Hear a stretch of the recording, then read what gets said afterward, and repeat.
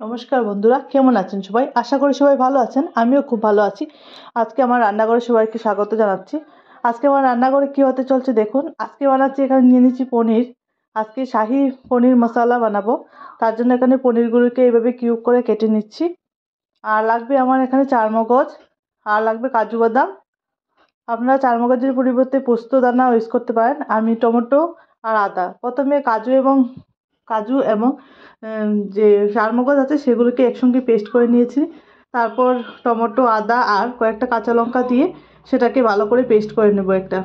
আর এদিকে সরি, ঘি আর সাদা তেলটা গরম বসিয়ে দিয়েছিলাম। সেই তেলের মধ্যে আজকে রান্নাটা করব, ঘি আর সাদা তেলের মধ্যে।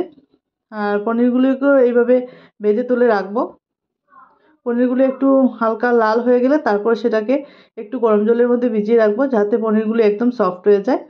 এইভাবে রাখলে পরে একদম পনিরগুলি সফট হয়ে যাবে। আর সেই তেলের মধ্যে 1 চামচ ঘি দিয়ে দিলাম।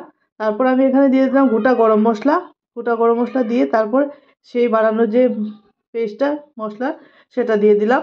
কাজু বাদাম চারমগজের পেস্টটা সেটা দিয়ে দিলাম, টমেটো আছে এটা। তাই এটাকে ভালো করে একটু কষিয়ে নিতে হবে, কেননা এটা যাতে কাঁচা গন্ধ না থাকে ঠিক সেই পর্যায় পর্যন্ত এটাকে ভালো করে একটু জল দিয়ে দিয়ে কষিয়ে নিতে হবে। তারপর 1 চামচ আমি এখানে চিনি দিয়ে দিলাম। আর লাগবে 1 চামচ কাশ্মীরি লঙ্কার গুঁড়া, সেটাও দিয়ে ভালো করে মিশিয়ে নিতে হবে। এই রান্নাটাতে মেন হচ্ছে মশলা কষানো। মশলাটা যত বেশি কষাবে তত বেশি ভালো লাগবে। আর 1 চামচ নুনও দিয়ে দিলাম, দিয়ে ভালো করে কষিয়ে নেব।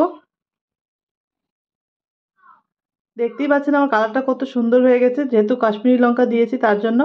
আর তারপর আমি এখানে দিয়ে দিচ্ছি একটু হালকা জল। জলটা দিয়ে মশলাটাকে আর একটু কষিয়ে নেব। আর এইবার আমি দিয়ে দিচ্ছি পনিরগুলি জল থেকে তুলে নিয়েছি, সেই ভিজানো পনিরগুলি। আর দিয়ে ভালো করে একটু ঢাকা দিয়ে রান্না করে নেব। আর দেখতেই পাচ্ছেন কতটুকু একদম তেল ছেড়ে দিচ্ছে মশলা থেকে। ঠিক সেই পর্যায়ে আমি এখানে দুধ দিয়ে দিচ্ছি।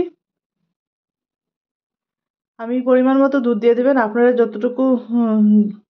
এখানে কোনো রকমের জল ব্যবহার হবে না, জলের পরিবর্তে দুধটা দিয়ে দেবো। আর তারপর লাস্টে আমি দেবো 1 চামচ শাহি গরম মশলা দিয়ে কিছুক্ষণ পর, 5 মিনিটের পর আমি এখানে কসুরি মেথি দিয়ে দিচ্ছি। কসুরি মেথি দিয়ে তারপর ঢাকা দিয়ে রাখবো। আর আমি গ্যাসের ফ্লেমটা এই পর্যায়ে অফ করে দিলাম। দেখতেই পাচ্ছেন কতটুকু পারফেক্টলি হয়ে গেছে আমার রান্নাটা। আর আমি একটা বাটিতে এখানে পরিবেশন করে দিচ্ছি। খুবই সুস্বাদু এই রেসিপিটা, রুটি বা লুচির সাথে খুবই খেতে দারুণ লাগে। আর নিরামিষ দিনে এরকম একটা রেসিপি থাকলে জাস্ট জমে যায়। আপনারা কেমন লাগছে অবশ্যই বলবেন আমার রেসিপিটা। যদি ভালো লাগে অবশ্যই লাইক, শেয়ার, কমেন্ট করবেন এবং আমার পাশে থাকবেন। আবার দেখা হবে, নতুন কোনো রেসিপি নিয়ে হাজির হয়ে যাব। ততক্ষণ ভালো থাকবেন। আর থ্যাংক ইউ ফর ওয়াচিং।